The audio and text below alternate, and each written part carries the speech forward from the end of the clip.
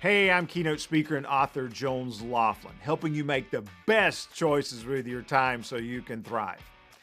Indecision fatigue is a silent thief, stealing more of your mental energy than you even realize. Here's the principle. The more energy we spend trying to make small decisions, the less energy we have to focus on bigger ideals and principles and things that will really move our work forward. You know what I'm talking about. It's anything from an email you look at in your inbox and go, I'll respond to that later, to a major decision you have to make that you just won't make. Here's the problem.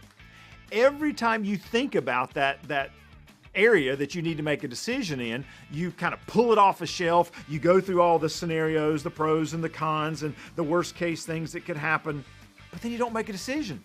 And you put it back on the shelf. The next time you think about it, off the shelf it comes again, and you go through that same process again, using up so much mental energy. But wait, it gets worse.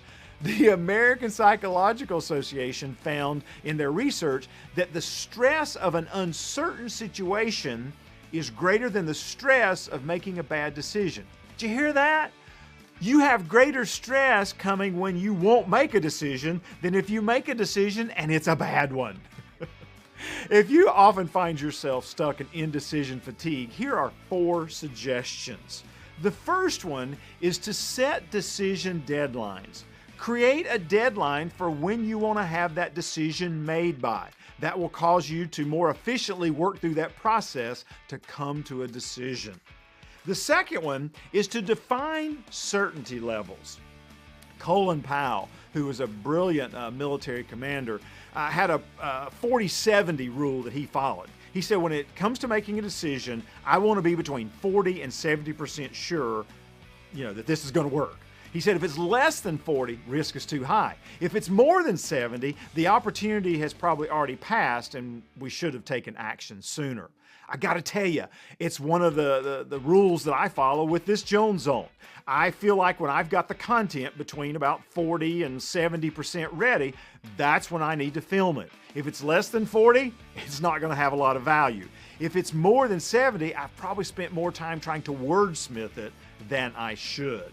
A third suggestion is to consider the cost of not making the decision. How about those moments when you feel yourself distracted, when you're spending time with family, friends, or you're trying to focus on something at work, or even when you're just trying to relax and your mind keeps telling you, you haven't made that decision yet. A fourth suggestion is to track your energy.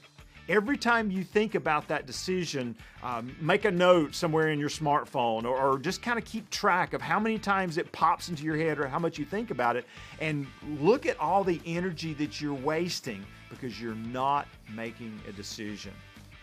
Taking these 4 steps will help you to make sure that you're making decisions that need to be made in a timely manner.